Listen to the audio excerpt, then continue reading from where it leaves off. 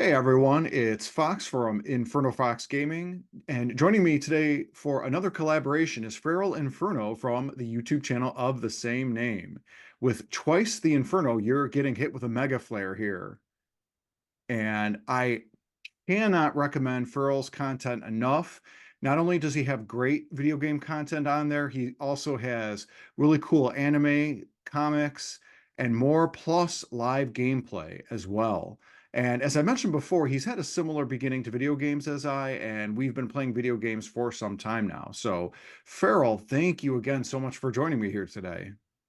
Oh, thank you, and thank you for the kind words. Yeah, lots of years of gaming. I think between the two of us, what 8 decades worth of roughly. Almost, I think. I don't know if it's a great thing or if it's sad or maybe a little bit of both. Yeah. With age comes wisdom and great video games. Yeah, and you got 8 decades of wisdom right here on InfernoFox Gaming and Feral Inferno's channels. And speaking of wisdom, today we're going to be talking about arcade one-ups and essentially what a crossover between Nintendo and arcade one-up would look like. And Farrell, this would be really interesting for a number of reasons.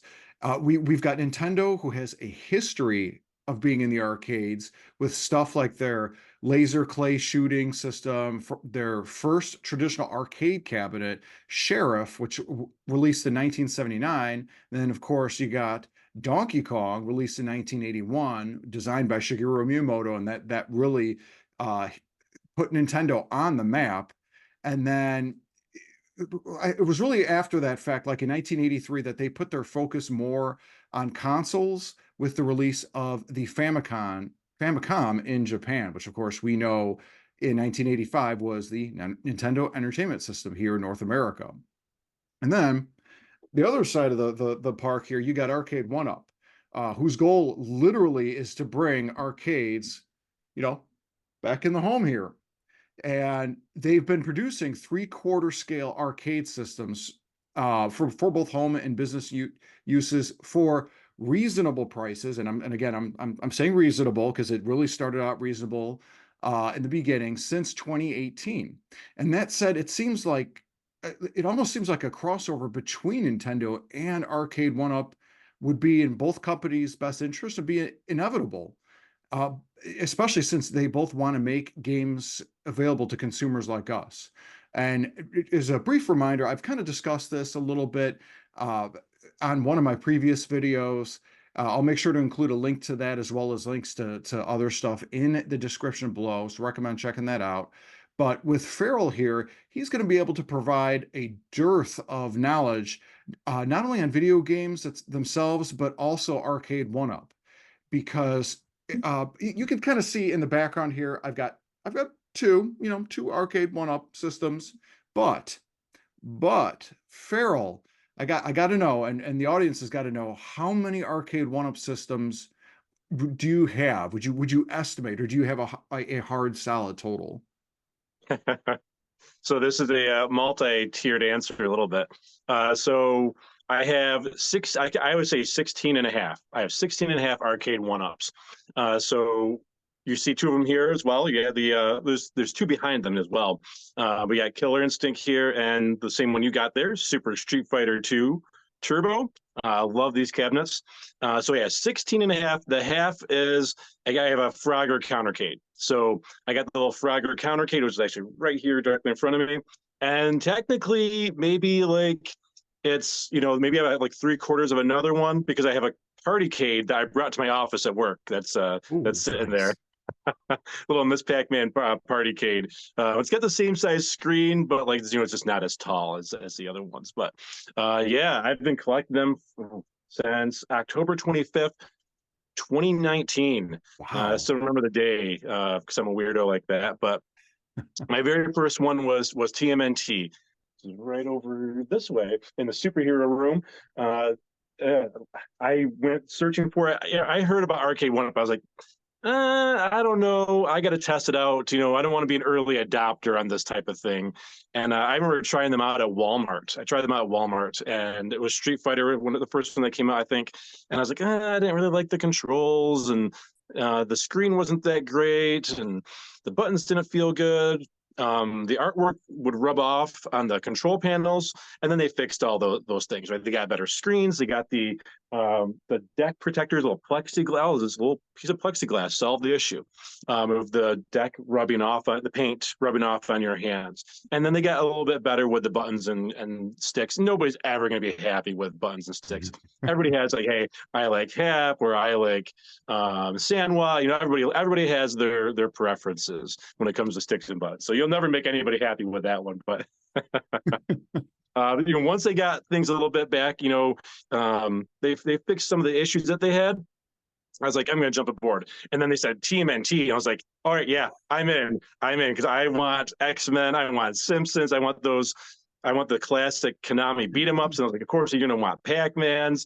You're going to want the fighting games like the Street Fighter games. You're going to want, you know, the Sega classics as well. You know, the Golden Axe. I had to have Golden Axe. I could go on and on about these arcades. And again, I'm going to remind our viewers in the description below, I'm going to include a link to Feral's channel, as well as specifically to his 2022 arcade and game room tour that he published. As of the recording and publishing of this video, this is the latest tour available that he has provided, though Feral does plan to do a future one. Am I still right on that? Yeah, yeah. I laugh because this is a common thing with me, but I was planning on doing a 2023 tour, and it was going to be a full tour, the full game room, because that was just my arcade tour.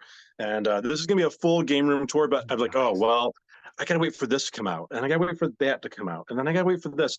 And I was like, wait, well, I was going to wait for Sea of Stars to come out in physical. I was like, well, I got the Japanese one. Maybe I'm ready to do it. And then it's like, oh, something else is going to come out in May. I'm like, oh, okay, well, maybe I'll wait for that. So yes, it's going to happen in 2024. I was planning on it being in January 2024, but I think maybe March, maybe April. I don't know. It'll be sometime in 2024.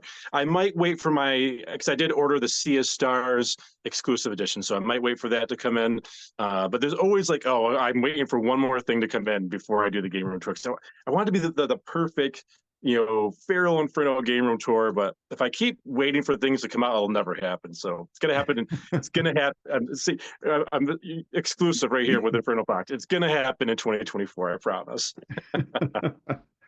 And again, side note for the audience, when he does publish the newest one, I'll make sure to update this video and add the link into the description below of that newest tour. And I'm right with you. I did a tour in early last year, early 2023, and it was the same thing. Like since then, a number of things have kind of changed, and I'm kind of like you. It'll never be perfect, and I'm just kind of like, okay, it's just there's going to be stuff that's going to change around. Maybe I'll readjust, but enough has changed within the room since that last tour for me that I'm like, yeah, it's going to be time. It's going to be time, and I know you're the same way, and you've got some changes since 2022. So Yeah, yeah. I mean, and that tour, the 2022 tour, does show a good amount of like my arcades. I do have some newer ones because I don't believe these two are actually even in that. Yeah, these two weren't in the tour, the KI and the Street Fighter 2. Yeah, I've got about maybe 4 or 5 that weren't included in that tour, newer ones. So, yeah, there'll be some newer stuff in that tour.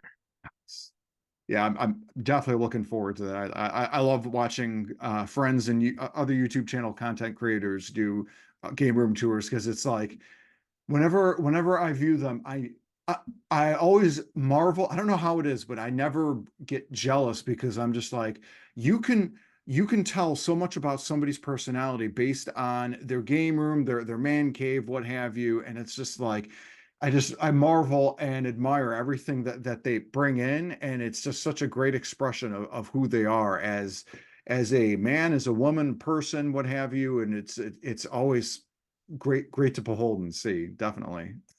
Yeah, and these arcade one-ups do a perfect job of like adding so much of an element to a game room.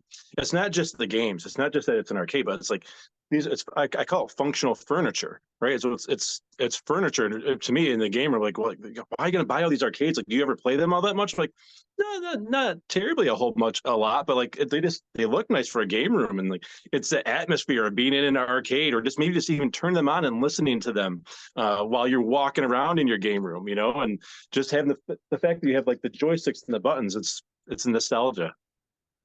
Absolutely. And to me, I feel like for me, so I like a lot of the systems and everything like that, but I've primarily led more with Nintendo my whole life.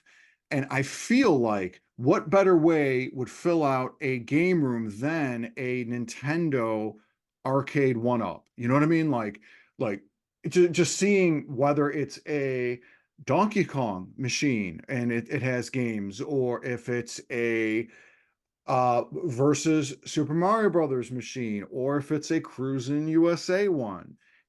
Either or any of them would really add to that look. And really kind of jumping into the whole speculation part of it, I'm gonna hit you, Feral, as well as with our audience, what I see would be like the sets of arcade one-ups that Nintendo and Arcade One Up would work together on. And I see three forms, three versions. And I've talked about on my video before. I see the classic series, I see the versus series, and I see the racing series. Classic would include all of the original arcade hits that Nintendo had based off of the feasibility of the arcade machine itself. So that means something like the laser shooting system probably wouldn't make the cut because that would involve having like an additional gun. But you have stuff like Donkey Kong, Donkey Kong Jr., Mario Brothers. I think the classic series, a classic series machine should also include Punch Out, Super Punch Out, as well as the 1979 Sheriff and even Popeye, because like the game Popeye and Nintendo have a lot of history behind it. Because of course, Donkey Kong, the original '81 Donkey Kong, was supposed to be a Popeye machine, but Nintendo couldn't get a license. So Shigeru Miyamoto and team decided to make their own offshoots of characters. So instead of Popeye, you got Jumpman. Instead of Bluto, you got Donkey Kong. Instead of Olive Oil, it wasn't Pauline yet, I don't think. I think it was just called Lady. And so Correct. you ended up having that's why I even think Popeye would be great for that. So that's the classic. The verses would just be many. I could hope and dream that it'd be all of them, but I know that there's money to be had and they want to limit how many, but I want as many of the Versus series games as possible on a Versus series arcade machine. So that the Versus series, of course, are the line of NES games that they sort of retrofitted to the arcades. And that includes ports like Castlevania, Dr. Mario, and then even obviously straight up the Versus Super Mario Brothers version, which Versus Super Mario Brothers isn't a pixel for pixel version of the original NES one. Some of the levels are the same, but there are differences. And these differences, apparently, Miyamoto, when he was making Versus Super Mario Brothers for the arcade, he said, "Oh, I'm having fun making variations of these different levels from the first game. I want to design a whole new set of levels for the audience." That became Super Mario Brothers 2 in Japan, and obviously we got Super Mario Brothers 2 USA, Doki Doki Panic. We're not going to tread on that because that's a whole nother video and a whole nother discussion of Mario, which is probably something that me and Feral will probably do at a future collab because we love those classic NES games and Mario games. Okay, last little bit here. The third series is going to be the racing. And the racing really leans into the ladder history of Nintendo in the arcades. And it's funny when I say a ladder, it's kind of started in the mid 90s with titles like Cruisin' USA, Cruisin' World, and then kind of went to the aughts with like Cruisin' Exotica, and then also even stuff with like Mario Kart GP 1 and 2. And 1 and 2 were the ones that Namco worked with Nintendo to create, where Pac-Man was a kart racer. And if we're going to have a racer, if a Nintendo arcade one-up racer, we have to have F-Zero AX. Has to be there. Like, I don't care if I'm standing at a machine, kind of like how the Outrun arcade one-ups are. If I have to stand and use the gas pedal with my foot, like I will take it. Like I think it'd probably be more comfortable being a sitting machine, but you know, an arcade racer that could have even just the cruising series on it, I think that'd be fantastic. So I just gotta bug you, Feral. What are your thoughts on my split? Would you do it differently? Any games that you would have you'd like to see added or omitted? Hmm. I like your split up, and mine is actually kind of a 3 to 4 prong approach, really. Um, Very similar to what you have, but a little different. So I think yours is kind of a very kind of a dream setup, which is awesome. But in terms of the business side of it, I don't think it would work, and I'll explain that. So I think there would be really two classic series. There would be two classic series. You'd have a Donkey Kong cabinet. You'd have a Donkey Kong cabinet with 1, Junior, 3, uh, uh, radar scope. I think radar scope would be an important one to have on there, seen as radar scope. That's where Donkey Kong was born from, because Nintendo of America had way too many radar scope cabinets. They didn't sell, and they had a whole bunch on their hands, and they had to take it back to the drawing board. Miyamoto was supposed to kind of create a sequel or maybe a plus version of radar scope to sell in the US, but instead he went back and made Donkey Kong instead. So all those radar scope cabinets became Donkey Kong. So I think radar scope being on there would be an important one to be on a Donkey Kong cabinet. And then Sheriff. I think Sheriff would be a good one to throw on there as well, because it's a vertical screen game, and that would work. That would look nice on there. So I think you would see those 5 games on a Donkey Kong cabinet, and then you would see variations of that Donkey Kong cabinet, because fans of Arcade One Up know, and even us, you see you have like the 5th iteration of Street Fighter cabinets that they've had. Same here. Arcade One Up does like to reuse the licenses, and that's smart business sense. And there are multiple machines to do so, right? So when they have the artwork for Donkey Kong 1, Junior, and 3, then there would be a separate Mario Brothers cabinet. And why would Mario Brothers be separate? The same reason why Arcade One Up will never do a Pac-Man and Miss Pac-Man combined cabinet. Why won't they do it? They won't tell you exactly why, but I can tell you why. Because they're both going to sell like hotcakes. And Donkey Kong and Mario separately are both going to sell separate. They're going to sell more units by doing that. One thing I thought of, and I apologize for interrupting. One of the reasons I thought of for Miss Pac-Man and Pac-Man being separate was the conflicted history with the release of Miss Pac-Man and Pac-Man back when they came out, because Miss Pac-Man wasn't an authorized version of Pac-Man, and so I know Namco. I think they own the rights now to Miss Pac-Man, but do you think that It's history has murky. anything? It's still murky. It's still Yeah. murky. At Games did some shady stuff with Namco and everything. So there's it's a little murky with the licensing. But that I have heard that come up. But the thing is, there are Pac-Man games on Miss Pac-Man units. So like Oh yeah, like I have my Miss Pac-Man right here, and it's got Super Pac-Man on it, right? So it's got other Namco games. It's got Dig Dug, Galaxian, and there's other Miss Pac-Man units out there with all the other Pac-Man games except for even Pac-Man Plus. Pac-Man Plus was on a Miss Pac-Man cabinet, which is essentially mostly pretty much Pac-Man. It's kind of like the Lost Levels version of Pac-Man, really. It's a little harder, but yeah, I think you would. The reason why Arcade One doesn't do that, it's because it's going to sell. It's how it's going to sell. It's going to sell. They're going to sell Miss Pac-Man units. They're going to sell Pac-Man units. If they ever combine them, they wouldn't be able to sell them separately again, because everybody would always expect them to be on the same cabinet. yes. So that's why. And same with Mario Brothers and Donkey Kong. And Nintendo's expensive. Okay, Namco, you're going to pay some money for Namco, Capcom, Rare, Konami, Sega. They'll pay a little bit of money for those guys. But Nintendo, those licenses, that's beyond next level. That's like generation beyond those. Nintendo licenses are the biggest video game licenses out there. So, and Nintendo holds them very close to the vest, and Nintendo knows their value and protects their value. So you're going to have to maximize your profits for that. And a Mario cabinet, you could do quite a few games still on there. Again, they're not going to load these up like some of these other cabinets that they have. You're not going to see the 12 games on some of these cabinets. With a little asterisk there, we'll get to that in a minute. But Mario Brothers obviously would be the marquee game for the Mario cabinet.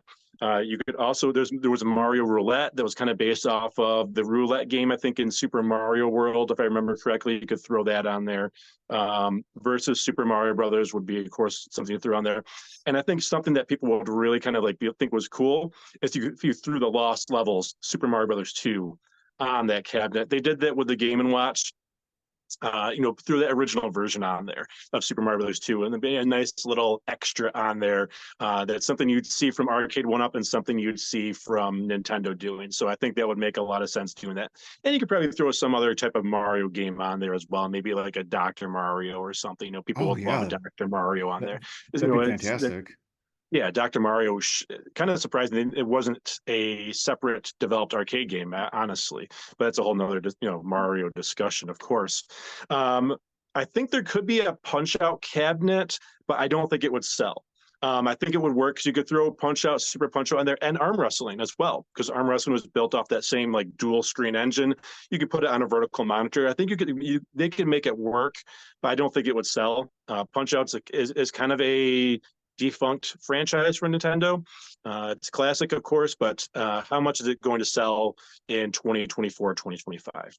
I don't think it's going to sell. So I don't think we would see a Punch-Out cabinet. I don't think Arcade 1-Up would be able to recoup their costs for getting a Nintendo license and trying to sell a cabinet like that. If they did, it'd be one of those like very limited releases, pro line releases, where they'd have to charge like $1,000 for it, because it'd be such a low print run and they have to be a little bit higher quality, possibly cabinet, so they can justify that cost. So small possibility of a Punch-Out there. I think I came up with this just last night, this morning. This idea was, we were getting closer to this. So like, man, what's the best way to get those versus games on a cabinet? What's the best way to get those like NES style games on a cabinet? And this is something I know Arcade 1-Up has talked about before. And this might be something Nintendo would do themselves without an Arcade 1-Up even. I think it would make some money. Would be make a Playchoice 10 cabinet. Playchoice 10 cabinet. If you're anybody who's not familiar with Playchoice 10, was that there were these arcades that said Playchoice 10 right on the marquee, said Playchoice 10, and there would be 10 NES games on there. A lot of them were the versus games, of course. They're all those versus games.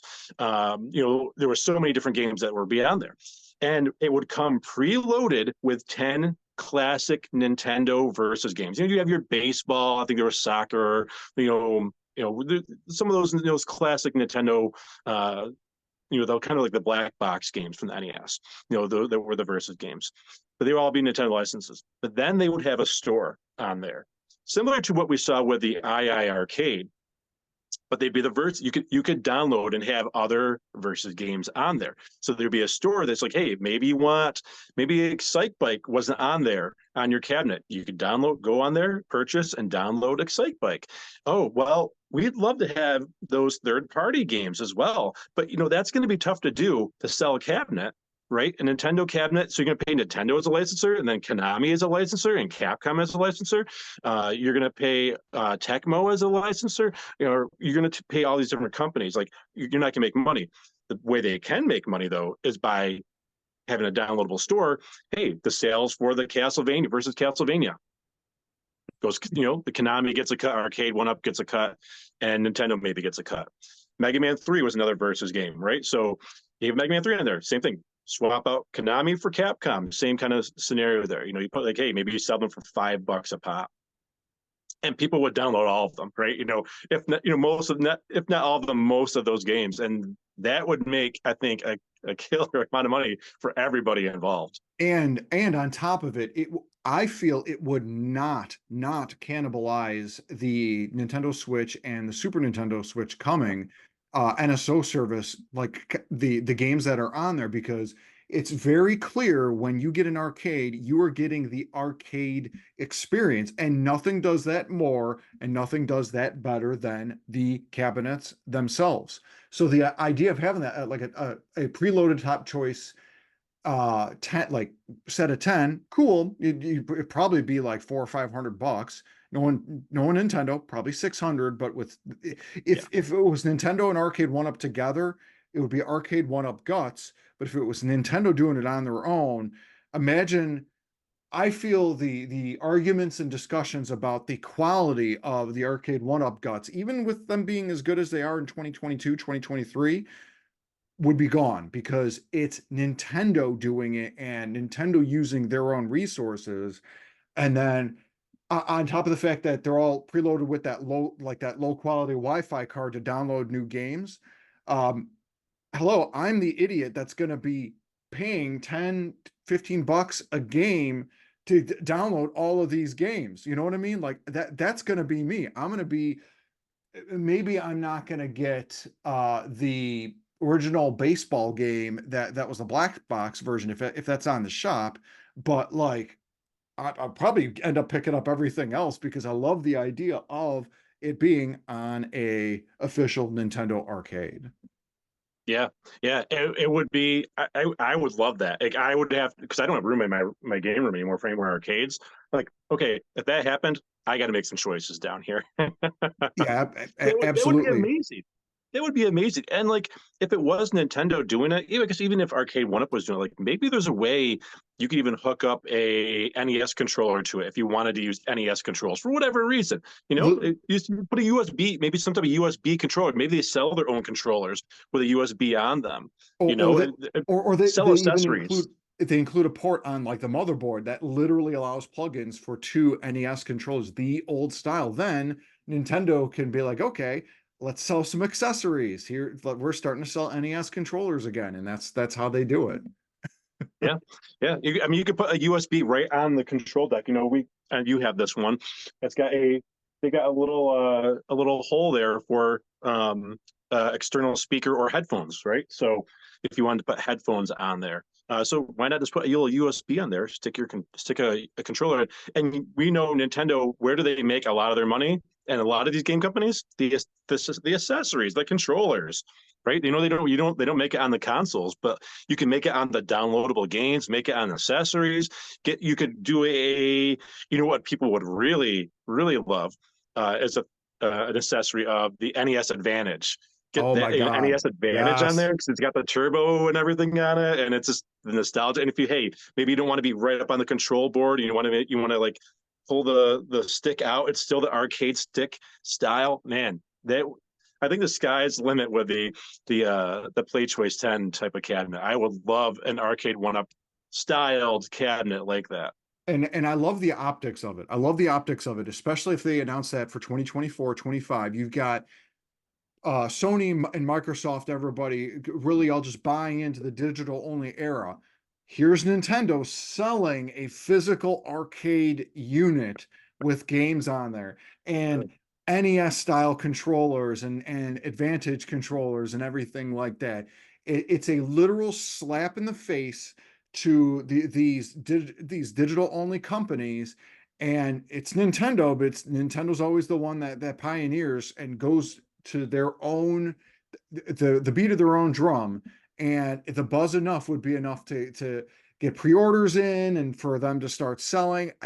It'd be something to where like I think feasibly it'd be fantastic if it hit 1 million units. I think 1 million would be awesome. That would be a success in my mind for Nintendo because then that's 1 million that could be connected to sell all of the software and really, really make the money.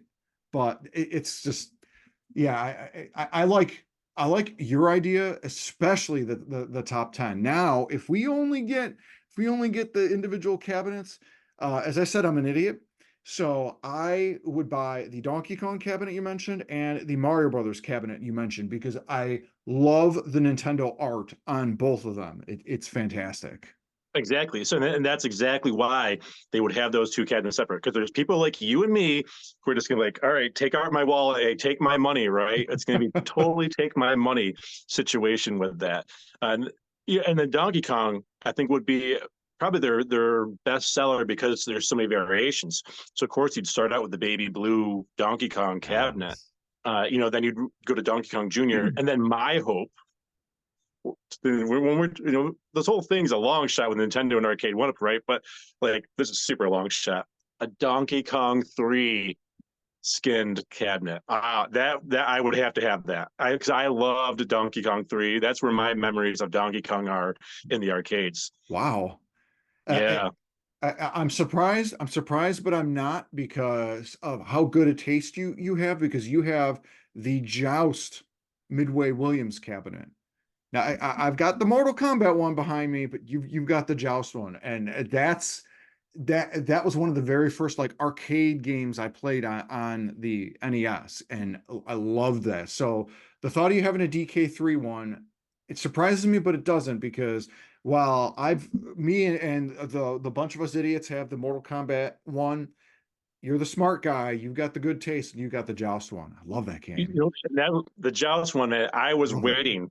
I was waiting, and like I remember, like other YouTube channels, like before I had a channel, I was like, "Hey, what do you think of the Arcade One Up guys?" I was like, "Hey, what do you think about a Joust?" Like, no, Joust wouldn't sell. They won't do a Joust. I'm like, well, maybe they'll do. I mean, Joust is a good game. Like it's a classic. Why wouldn't they do Joust? So I didn't believe them. I was like, I'm gonna hold off. And there was one night they announced the Mortal Kombat One. It had the dragon on the side, and it had like 14 games on it, same as the Joust cabinet. And I was like, oh, you know what? Maybe I'll buy it. I was like, I'm gonna hold off. I'm gonna hold off a night. I'll hold off one night, and let me just think about it. And then the next day, we saw the Joust cabinet. I was like, I'm so glad I waited. That's awesome. Oh my That gosh. was an exercise in patience, because I wanted Midway, kind of represented down here. So yeah, that the Joust cabinet is beautiful. It's a beauty. It's one of their prettier cabinets for sure. Yeah, and again, general reminder again for our audience, we're going to have the link to Farrell's 2022 video where he has and presents the Joust cabinet down in the description below. Make sure you check that out, because it really is cool. Kind of getting into the feasibility, because we were kind of talking about it a little bit, and Farrell, you really mentioned a core aspect of this, and that is that Nintendo is very, very, very protective of all of their intellectual properties. And apparently, Arcade One Up, they have been trying to contact Nintendo to get rights to their property so they could work together. I'll read you a brief quote here that was from marketing director David McIntosh, that he said in 2022. He said, "We've been trying to get Nintendo for the longest time. So if you have any connections over there, you let us know. But for us, it's just been like, we want to do Nintendo. There's no reason not to. We have, I think it's 8 or 9, I think it's 9 out of 10 of the top arcade games of all time. And the 10th is the one we don't have, which is under Nintendo's IP. So that's been the one we've been really looking out for. The rest of them, we either have secured the rights for, and it's on its way, or we've already done it in the past, all but Nintendo at this point. And you and I could, we obviously know what game of Nintendo's property that he is specifically referring to, but I personally don't think it's impossible, as Nintendo has worked with other companies on merchandising.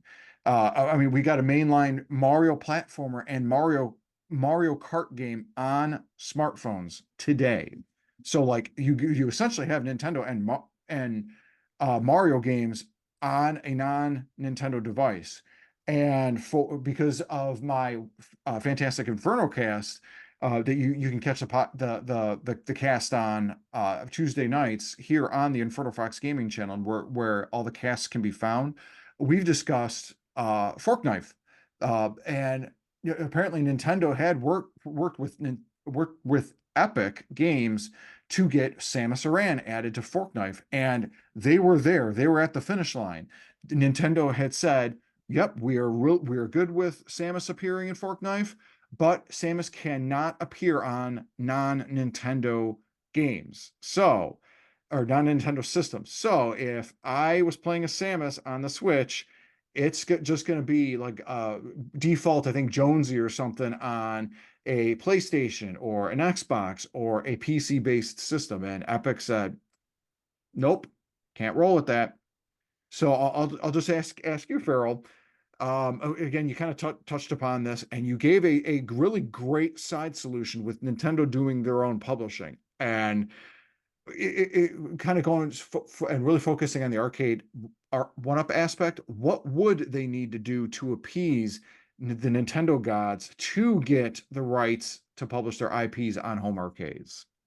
Yeah, there's a couple things, and I've thought about this actually for a long time, and I think one of them has kind of been solved. Um, I think one of their issues that Arcade One Up has had is their image of some of the folks that were working there. Um, there was a little bit of unprofessionalism that was going on, that you'd see, on some of the other YouTube channels and some of the interviews they were doing, and some of the drama that was kind of surrounding those individuals. And it sounds like those individuals are now gone. Could that possibly, speculation here, maybe, hey, this is part of what they were doing to appease Nintendo, or who knows what those reasons were. But Nintendo is a very traditional company. Things are changing, don't get me wrong, but they are a very traditional Japanese company, and respect is a big piece of that. And that nothing, they will not partner with anybody or anything that's going to tarnish their reputation. Yes. Other than the Super Mario Brothers movie from the 90s, but we won't talk about that. So I think that was possibly an issue, but I don't think that's an issue going forward. I think that might have been solved. The other piece is what you see right next to you, on the what they call the J panel under the control panel there. Arcade One Up likes to brand their products quite a bit, and some of their products that you'll see Arcade One Up written all over it. Sometimes a little too much on there. When you boot it up, it says Arcade One Up, with the electricity and everything, right? And the cool little startup screens they got. You're not gonna see any of that on a Nintendo product. It's gonna be Nintendo logos. It's gonna be Nintendo, and maybe you'll see, like, in the little fine print, license, to Arcade One Up in 2024 or whatever you're gonna see on there. But you're not gonna see all those Arcade One Up logos on a Nintendo product. It's not going to happen. Nintendo is the big dog, and rightfully so. You'd want to have the Nintendo logos on there. And does Arcade One Up sacrifice their branding to do that? I don't know. I don't know the answer to that question. There's probably a little bit of pride there, and that's also like, it seems like a minor thing, but it's not, because that's, people are going to associate Nintendo and Arcade One Up together, but you're going to see those logos on there. So if you don't see the Arcade One Up logo on there, is that going to hurt Arcade One Up, and is that going to be a deal breaker for them? I know it's going to be a deal breaker for Nintendo. To not just Nintendo's just going to want those Nintendo logos on there. They're not going to want anybody else's logos on there. So I think those are two hurdles, but I think those are easy hurdles to get over. The biggest hurdle to get over would be, the absolute biggest one is just getting Nintendo on board, getting it in. And I think you got to know somebody. I think, like David McIntosh had said, hey, if you know anybody, right? Because it's kind of like Nintendo's got, like, hey, don't call us, we'll call you. You know what I mean? So, like, you're gonna have to have an in to do that, and I think that might be a struggle, because Nintendo works with multiple companies on multiple things. Like, even the NES Classic, like, that wasn't completely in house, right? They used another company to do all that.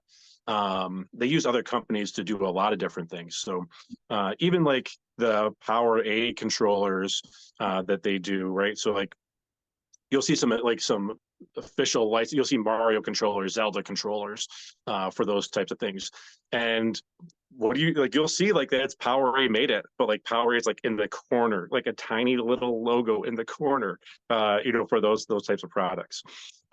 So it's possible. It's certainly possible for Arcade One Up to get in with Nintendo. I think those two little things I mentioned before, I think those are easily solved, as long as Arcade One Up can kind of, and they have over the past year or so, have cleaned up their image.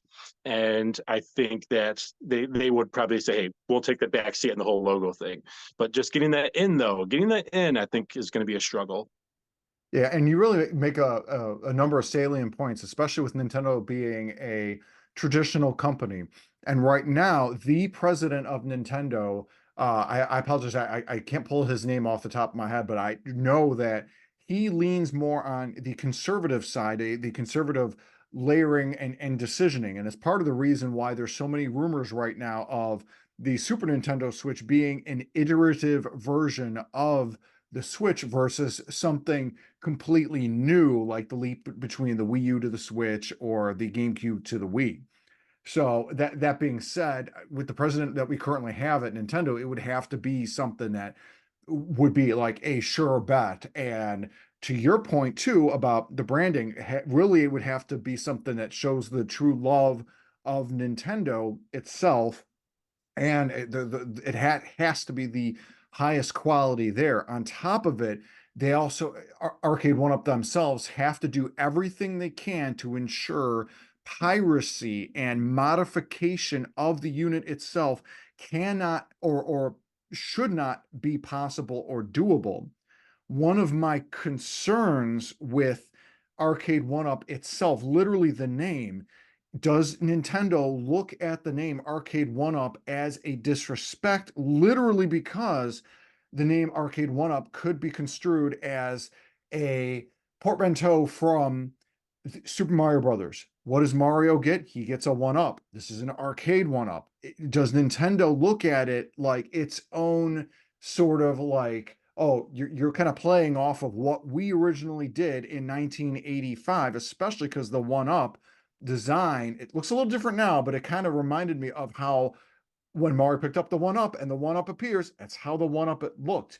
Does Nintendo look at that as a sort of a thing where, okay, we don't like that, and I'm going to answer my own question here is I think Nintendo might, because Nintendo, they have long memories on certain stuff, but they also don't, because Nintendo was quick to work with Sega and Square Enix in the aughts on the GameCube with GameCube games, even though the whole console wars in the 90s and Square Soft themselves thumbing Nintendo in the eye with the transition to the Nintendo 64 and Square Soft moving to the PlayStation. I digress. I apologize, but yeah, you definitely have a lot of really good points there. I think, and I think that all of that would play to the fact on that. Another, of course, is sellability. The argument against that, or for it really, is because like arcades appear to be more popular in Japan, even still to this day. I mean, if you play any of the Persona games, you always see like the arcade as an option, a location that you can meet people and whatnot. But even here in the United States, you got places like Dave and Buster's. But I feel like there's a slow moving renaissance going on here in the US with something. I'm gonna have a phrase here: beercades. Beercades coming up and them remaining active. And I feel like there's something with that. So Farrell, I'll ask you, is there an international element that is at play with this aspect? Perhaps Nintendo's taking into account with a crossover. Are they worried that if they do a crossover, they see the arcades are big in Japan, but space at home isn't, and they see arcades are not big in the US, but space is here in like the US and North America. Does that international aspect have anything to do with like Nintendo wanting to get into this? Well, I mean, there's a lot of great points made there. So, in terms of the space piece of it in arcades in Japan, I mean, candy cabs are still a thing in Japan. So there's still candy cabs. There's still arcades you can go to in Japan. With plenty of the candy cabs. I'm not a fan of the candy cab design personally, but it's a big Me thing in too, Japan. yeah. And they could do possibly something different in Japan, and it doesn't have to come out in Japan. This can be a U.S. only thing. So I don't think that would be too much of an issue. I mean, Nintendo of Japan is going to have to sign off on it, and Nintendo of America as well. And that's another tricky thing you'd have to get into. The one-up piece of it, It's a good point. I mean, even the it's a pixelated one up that's you see right on your screen there. It's a pixelated kind of one up. It does look similar. It's the big one with the little the up on there, just like when you get in Super Mario Brothers. But I mean, Nintendo doesn't own that, and I don't think Nintendo would be that petty with the name. Possibly, but I don't think so. I don't think they would be that petty with the name. You made a great point with the piracy piece.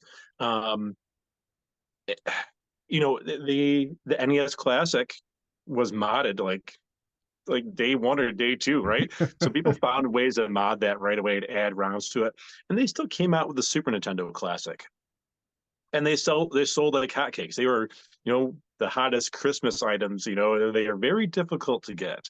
It's very, and I didn't get mine until the second run, and that was still very difficult. I happened to find like there was a Toys R Us. The Toys R Us were going out of business. There was one in my area. Nobody was, going there. They had one in a glass case. I'm like, you got one of these? I'm like, okay, yeah, I'll take it. Thank you.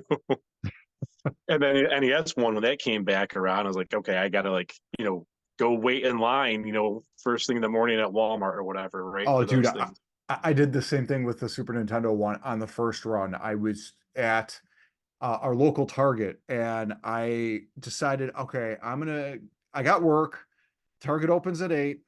I let my boss know I'll be in it at 8:30. It'll be all right. And I'm like, I'll get there at like 7. I'll be okay. I ended up getting there at 6:30, had the mug of coffee with me, and hour and a half, and I was like 22nd in line, and I'm like, you gotta be kidding me. What's with this? And I'm like, you guys all here for the Super Nintendo Mini? And they're like, yeah, we're all here for there. They had 24 at the Ooh, store. If I didn't get there half an ooh. hour earlier than what I wanted, I wouldn't have gotten the one like you see the one above my head here. That's the unit that I ended up picking up, and like all because I decided to jump ahead, and I told my wife about my partner that I'm like I'm here in line. And I sent her a picture of the thing, and she's like at 6:30 a.m.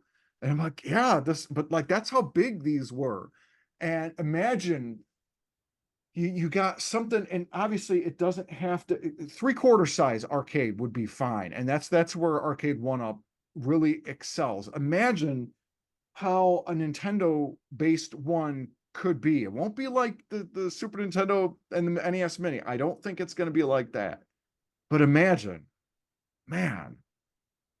Well, I don't think they would have any problem selling any Nintendo arcades, like in terms of the ones we were kind of talking about with Donkey Kong, Mario Brothers, the Playchoice 10, because Playchoice 10 that's got such wide appeal, especially for your retro audience. And Playchoice Yes. 10s are like when you look at retro arcades, like Playchoice 10, it's like people love that because it's customizable, and people like Ooh, you have to get the extra ROM cartridges for them as well.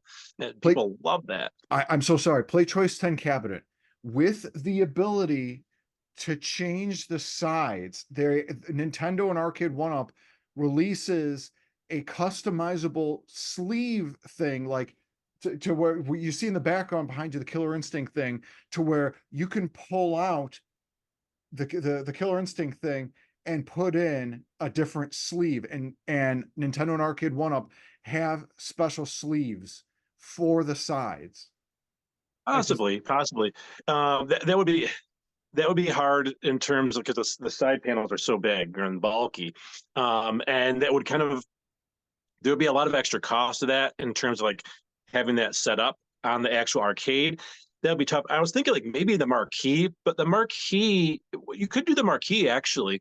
That it could come with the standard Playchoice 10 marquee because there was a marquee that said Playchoice 10. On the top, pull that out, and then, hey, maybe you want a versus Castlevania one. Maybe you want the versus Super Mario Brothers, whatever it may be. I think and a marquee one would be very, very easy to do. You just make a like some type of slit on the top, some type of like thing where you can pull it out.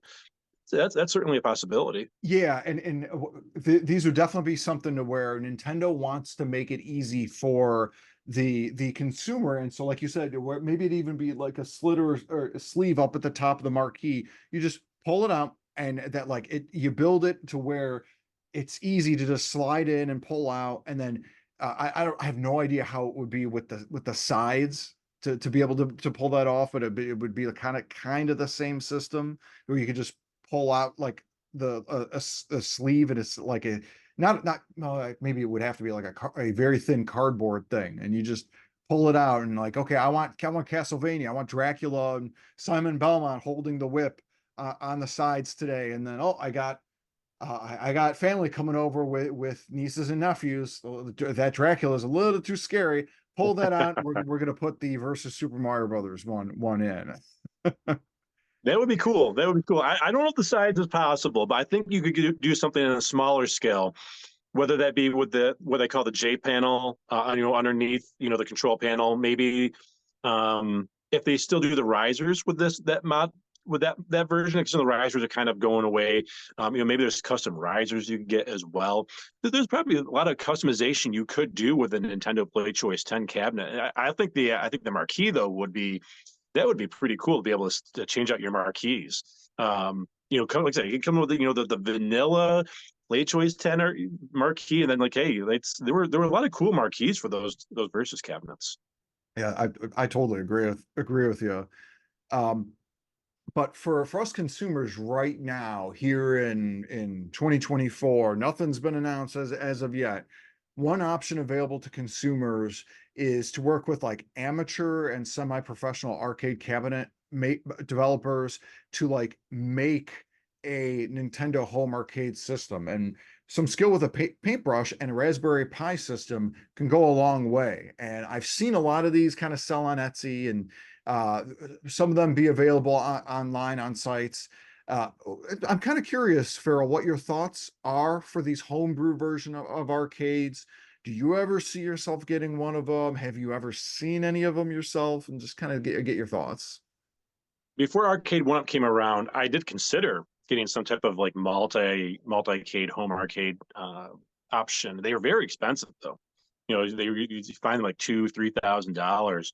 I was like, oh, it'd be cool to have an arcade down here, but that was a lot of money for one single unit. But so I had seen some things out in the wild for both Arcade One Up and for regular arcades. We have a corn maze that's here in our area, and they have like a Pac-Man. They had something else, and then next to it they had one of those 60-in-1 arcades. I don't know if you've ever seen the 60-in-1s. And it's this very, very bare bones, kind of interface to it and all that, but it's got 60 games on it. I was like, oh, cool. It's got Gradius on there. It's got this game on there. So it was kind of cool to see that, but it didn't bring home the nostalgia for me, in terms of like, it was just, I think it's just a black cabinet, just, no art on it or anything like that. It was just, an arcade cabinet. So I think, you don't get always the appeal there. I have seen a modded Arcade One Up at Retro Game Con in Syracuse, New York. It's a developer of, I can't remember the game. It was like some shoot 'em up game. It was a modern game, and it was very clearly, the shell of an Arcade One Up, and they got like, they made new side panels, art and all over it, and it looked really cool. It looked really cool. And I was like, wow, that's really neat that somebody would go and do that. And I've seen plenty of people, whether it's on Reddit or YouTube, do all their different modifications. And there's lots of people on Etsy. If you get Arcade One Ups, you can make whatever you really like. What you want to do, you can kind of get what you want if you're willing to put in the work for it.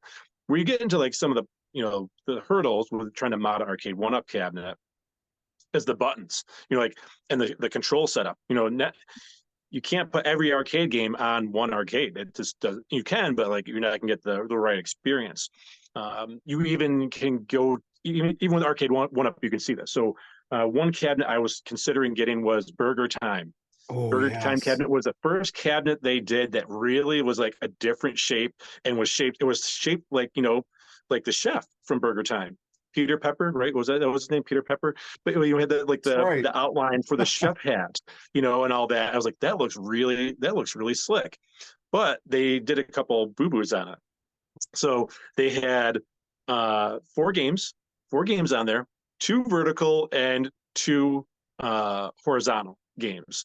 And then they gave it a vertical screen, which was great because Burger Time was a vertical screen. But the horizontal games on a vertical screen are on these things anyways, are super tiny. Super tiny. So like it was Joe Mac, Caveman Ninja was one of them, and Oh, Bad Dudes. wow. And Bad Dudes. It was Ugh.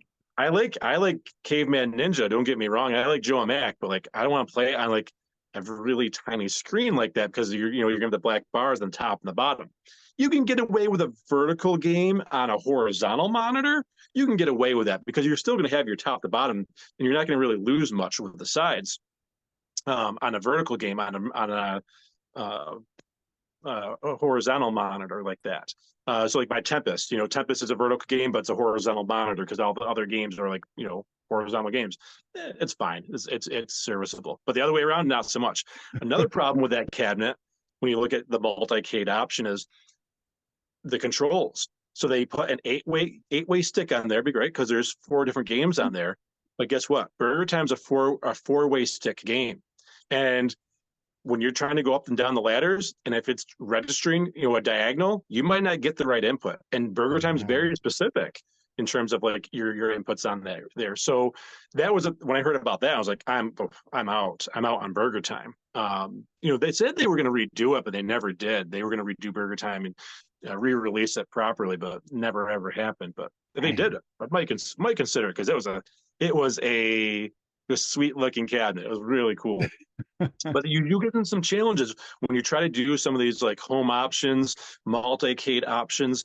You really got to pay attention to not there's theming for people like me anyways. Like I have to have theming, right? So Pac-Mans with Pac-Mans, and Namco, all the Namco games in one cabinet, which I really love about Arcade 1-Up. Like, hey, you've got like those theming, the Marvel games are all Marvel cabinets are all Marvel games. They're all Marvel games on those cabinets. Perfect. TMNT, they're all TMNT games, right? People wanted things like Vendetta on TMNT. I was like, that'd be cool, but like, I don't know. I just wouldn't feel It right doesn't playing fit. Vendetta on The Simpsons or TMNT. It just wouldn't feel right. So for me, anyways, the theming is important, but it's probably more superficial more than anything. But when you get to the controls, that's where it gets tricky. You see the Star Wars cabinet, right? That's got a special flight yoke. The Atari Star Wars, anyways. You get the flight yoke. Tron, you got the special joystick on there. It was the glow in the dark joystick. And it's got to be that. It's got to be that translucent blue joystick. It's got to be that because you have to have the nostalgia. You just can't play that with a joystick, because then you're missing out on the nostalgia piece. And then it starts getting to the point of like, okay, well, all these games are on here, and you get all these options too. So that's another problem with the multi-cades. And I think Arcade 1-Up does a great job with that compared to other makers. People complain like, oh, well, you only get maybe 4 games initially, 3 or 4 games on their cabinets, or maybe a 12.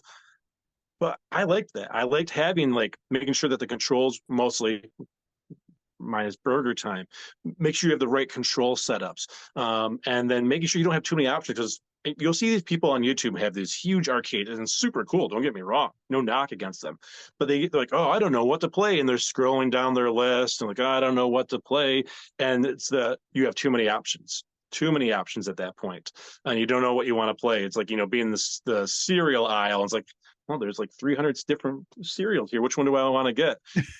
It's tough. It's tough sometimes. So I think there are some drawbacks to doing that. There's pros and cons to doing that, and that's why I didn't go that route to go to more of a customizable option. Although I did think about it. Yeah, you definitely make a lot of good points there. I'm the same way. Like I saw an Etsy guy specifically with the Donkey Kong cabinet, and like, oh, you could load 1,000 games on this, and it's got Donkey Kong, and it's kind of like, in a way, it feels cheap. It wasn't cheap. Don't get me wrong. It was very expensive, but it feels like cheap, the easy way out. It's not. If I'm going to get my Donkey Kong cabinet, which again, I'm an idiot. I'm going to be buying, and I would buy the Donkey Kong probably even if it was just Donkey Kong 1, Junior, and 3. If that's all Nintendo and Arcade 1-Up would have together and just those 3, I would probably be the idiot that would buy it and probably the first run. But that's why I wouldn't do it if it wasn't an official Nintendo thing, because knowing in the room, and as you can tell, I don't have any room for a third cabinet and I would still get a Donkey Kong thing, it would have to be it would have to be special enough to be the third unit for me to get that. Um, Bonus time. I want to get into some bonus time and kind of get your thoughts and feelings on sort of a non-Nintendo, what non-Nintendo arcade would you want to get that you don't have? So like for me, I've been on a Tetris kick because I've been working on a Tetris video that's going to be releasing shortly. So I think I'd want the original Atari Tetris arcade, and I've seen some of them online like before all the prices were expensive, even just as recent as like 2 or 3 years ago for like 300 or $400. But of course, they're the big CRT monitors and everything like that. I would be the idiot that would get the arcade one up cross Tetris cabinet. So that would be my pick. So Feral, what would be your pick, and why is it Sega Sonic the Hedgehog? Yeah, it would not be. I do have a Sega. Hey, I mean, I am a Nintendo guy, but I have a huge, a huge, but like a three-quarter scale arcade Sega arcade cabinet here in my game room. So I do have some Sega love down here. So I have a Golden Axe arcade down here. So there is some Sega love down here. I have a few other Sega things I've added since my other game room tour as well. So there's a little bit of Sega here. Sonic might be 100% absent down here actually, but no, I mean it's no, not 100%. I have some Sonic games on Switch, but we can talk about Sonic another day because that's a whole other story. But in terms of like a non-Nintendo cabinet that I want to add, um, this is probably a cheat answer because I already have it technically. I have the four-player X-Men cabinet. I was really hoping it would be a six-player X-Men cabinet. Oh, that's right. They have the six-player ones. Yeah, and I remember John. I was talking with John D on another live stream in the live chat. Anyways, you could ask questions, and he was. I said, "Hey, what about a six-player X-Men cabinet? You got the four-player coming out." I was like, he was like, And you got other people on there. Like, what if we did, something with Jim Lee limited edition artwork? Yeah, what if we had that? And what if this? So he's like, essentially, another guy that was on there was like, hey, be quiet, you can't talk about this right now. And then it never happened. Nothing ever materialized out of it. So I know something was probably in the works for a six-player X-Men cabinet, and then maybe it still is. Who knows? But that would have been one that I would really have liked to add. I like the four-player. The four-player in a way is superior because if you're playing just yourself on there, you can change your characters with the four-player cabinet when you lose all your stocks. Whereas the six-player one, you'd have to move to another spot on the That's control right. panel because Ooh, all the characters were locked, like in TMNT. They were all locked to the specific positions on the control panel.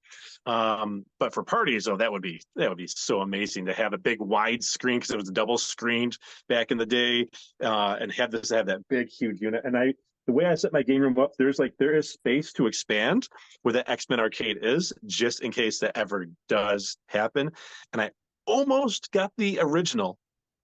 So this is a little bit of a tangent here, but when I first bought my house back in 2015, I was like, you know what? I got a house. I got all this room. It's like, I don't have the money for it, but I was like, well, maybe I could find something cheap here local. I went on eBay and I just typed in X-Men arcade just to see like what would come up. And there were only two results that came up for the actual X-Men arcade. And one of them was local delivery only. And it was here in my area. wow. I was like, oh, I gotta have it. But it was $2,000. I just Oh, bought a house, and I was like, okay, this thing's a monster. All right, how do I get this down here? I had a buddy who was working at Raw Thrills. He was working at Raw Thrills. He had just started working there recently. I was like, hey, he was developing arcade games and all that stuff. It's like, and working there with them. And I was like, hey, what do you think about this? Can I take it apart? And it's like, you really don't want to take these apart, put them back together, because you're going to lose the integrity of the cabinet Mm. once you do that. And I was like, okay, that's probably the best answer I could have gotten, because financially that would have been a bad idea. But Oh my that's still gosh. my cabinet. I'm very happy and grateful to Arcade One Up for giving us the X-Men arcade. The artwork is beautiful on it. I think they took my advice, because when they first revealed it, the artwork was not great. They didn't use the right artwork. It wasn't looking great, and they did some weird things with it. And I was like, hey, I was on all the live streams everywhere saying like, hey, and Facebook and everywhere they were like, hey, change the graphics. You got the wrong graphics on there for the characters, and they did change it. So I'm gonna take partial credit on that one.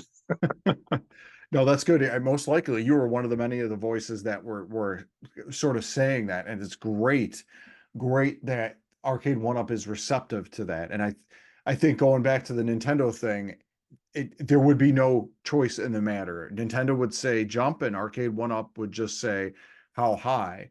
Follow-up question for you: for the X-Men 6-player one, let's pretend they announced it. They announced the 6-player one, but it is a 1-for-1. It's not a 3/4 scale. Do you pull the trigger on it? Like same size. Yep. It's 1-for-1. Because these are all like 3/4 scales. Do you pull the trigger and you get the 1-for-1? I had to stop myself, because I almost said something like uh, something bad. Yeah. Oh yeah. Oh yeah. Yeah. I pulled the trigger on that. Yes, for sure. 100%. Because I mentioned that because I've heard some complaints with the 4-player Oh yeah. units, with the current, like the TMNT one in particular, where people were getting crowded trying to have 4 people play on an arcade one up, and it's tougher. It can be done. So you got a 6-player one on a 3/4 scale. I feel like that's not going to work. It's at least got to be a 1-for-1 scale, in my opinion. All right. So I mean, so I hear this all the time too. I'm glad you brought that up. That you can't fit 4 people on the 4 players. I have four-player arcade one up units down here. I've got TMNT, X-Men, Golden Axe, Revenge of Death Adder, and The Simpsons. Never had and I've had pretty large parties here, up to like 20 people down here in the basement, and people playing arcades. And not one. I mean, you're shoulder to shoulder. Don't get me wrong. It's a tight fit, and your hands are bumping into each other. But that happened in the arcades too. Like when if anybody who was actually in the arcade, any arcades I went to in the late 80s and 90s, like you were like bumping into people all the time. We've gotten into this like part of our culture now where like, oh, I can't touch you. I need my personal space. You have like an extra person in between us, almost space. Like when I was in the arcade, I remember being in the arcades when I was a kid. Like we were always like bumping into each other, and our hands were hitting each other. And that's Sometimes when on we were purpose, like kid Street size Fighter. too. We Huh? were like kid size. It's not like us being Yeah. adults and we were still bumping. And like if you mentioned you went to the RetroCon and I'm assuming they had arcades there. And you guys are probably, it was probably the same thing on the actual units they had there, bumping it, because when I went to Too Many Games in 2022, it was the same thing. Like they had 50 arcades set up there, and obviously they're free to play, but like the TMNT units were always hopping, always had people on them. But again, we were shoulder to shoulder, bumping into one another, and just having a good time playing with the turtles. It was good. Playing 6-player X-Men back in the day at putt golf and games all the time. We'd get there and I'd be like going around like Cyclops, like recruiting people to go play 6-player X-Men. Like, I was the leader of the team. She was like, hey, we need all 6 people on there. So I remember I'd tell people like, hey, can you move over a little bit? Or people would say, hey, can you move over a little bit? So, I mean, I remember that being the case even with the regular arcades. Don't get me wrong. I wish they were maybe the 4-player ones were a little bit bigger. It'd be a little bit more comfortable.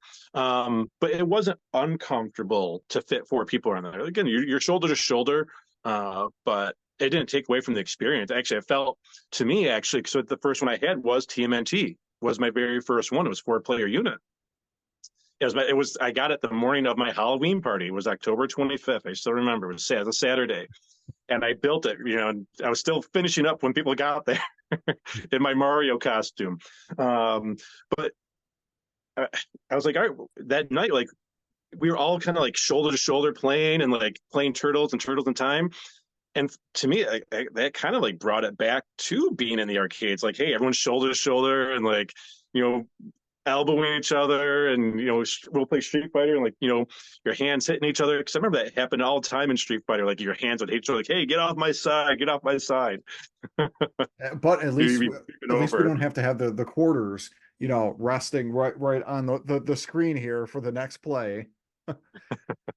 Gosh, I do think even if it was 3/4 size, it'd probably be something where like I don't know, they could fit with the 6 player, but I think that having a full size probably would be better for the 6 player X-Men. Well, they've gotten Arcade One Up has gotten more into doing more bigger arcades now. So now they got their deluxe line and their XL line. I always forget what the difference is, and their Pro line as well. Kind of weird they use those two names because deluxe and XL are so similar. But they do have some bigger arcades now. So, and I think one of them was NBA Jam, which looked really large. I haven't seen that one out in the wild, but it did look quite large. So. I would think it would be definitely a bigger size as well. And before they had all those lines, I was like, oh, they could do, maybe it'd be the size of 2 3/4 scales kind of put together, because it's 2 screens. You'd have to have widescreen as well, so you wouldn't be able to fit it on there anyway. You'd have to have a big widescreen on there to fit the X-Men 6 player on there, because they had a different aspect ratio than the original game. Yeah, that would look so awesome. I think that's another one that's on the wish list that we're hoping that Arcade One Up will be able to introduce maybe this year, because I haven't heard really anything from them this year. Have you heard anything, any rumors or whatnot? Yeah, it's been very quiet. There was a rumor for Aliens versus Predator, and then it hasn't really come to fruition. It looked great. I saw that there was leaked images of it, so it looked great. It looked fantastic. I wouldn't have picked it up because I don't have the same nostalgia for it, but I think it would have done well. It looked good, but it sounds like that's not coming to market anymore. I haven't heard of anything new.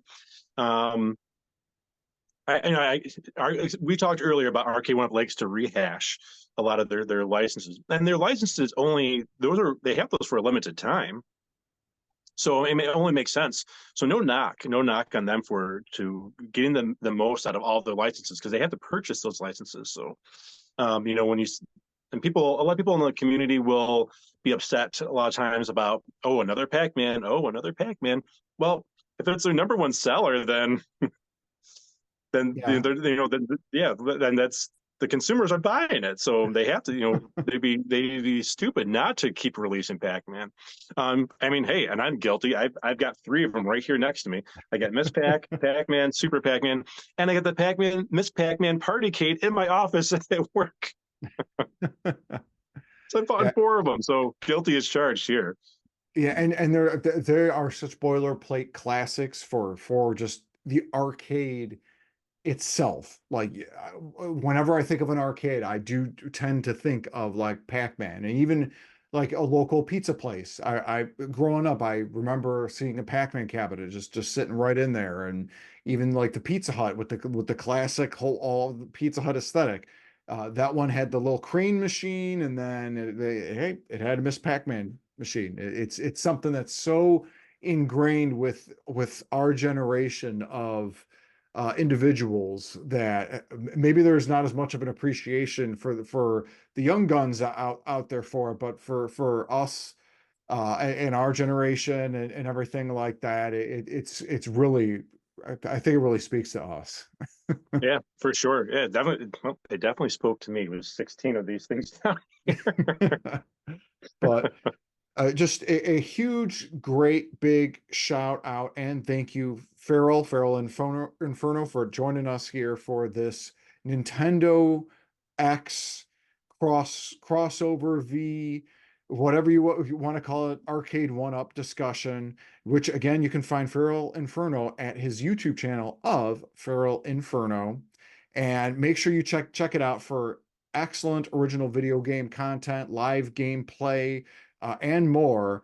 And in general, of course, I'm curious what you, our audience, thinks about this. You know, if Nintendo and Arcade One Up finally worked together and collaborated on something, what would it be? What would be the first release? What would you like to see? But just make sure, definitely let us know in the comment section below. Feral and I would love to start a dialogue and a conversation just to kind of see what you guys really think on that. Just also make sure that you like, subscribe, ring that bell for notifications, both on Feral Inferno's channel as well as here on InfernoFox Gaming. Thank you so much for watching. And Feral, any last thoughts, parting shots, any last words?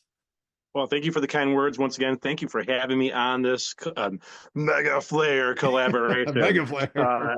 I was excited to talk about this topic, so I've been thinking about it for a little while, and then like last night and this morning, I just really started getting the juices flowing. I'm like, man, yeah, this would be awesome. So now I'm thinking like, oh, if they do it, man, I gotta figure out something down here at the game room. But yeah, I'm hoping to see something going on with maybe Donkey Kong and Mario happening sometime in the future. That Playchoice 10 would be just money in the bank for everybody. So Nintendo, if you're looking for a consultant, I'm available. Yes, we are here. What did I just heard a rumor, and again, this is bonus time for our audience. I heard a rumor something about for the Super Switch, a new Nintendo game, a 3D Mario game was coming where you play both as Mario and Donkey Kong, and it's going to play into the power-ups where Mario and Donkey Kong can use power-ups just like from the Super Mario Brothers movie. The Princess Peach Showtime box art changing to look a little more like Princess Peach from the movie was not on accident. And this upcoming video game kind of playing into that one scene in the Super Mario Brothers movie. And again, not on accident, and something that's coming. Where there's smoke, where there's fire. And I'm thinking that something's coming. Something's Hey, coming there. possibly, you might be onto something. And wait, where there's smoke, there's fire, and where there's fire, there is infernos. Yes, and you're definitely in for the mega flare. So thank you so much for joining us, guys, and we hope that you have a fantastic day.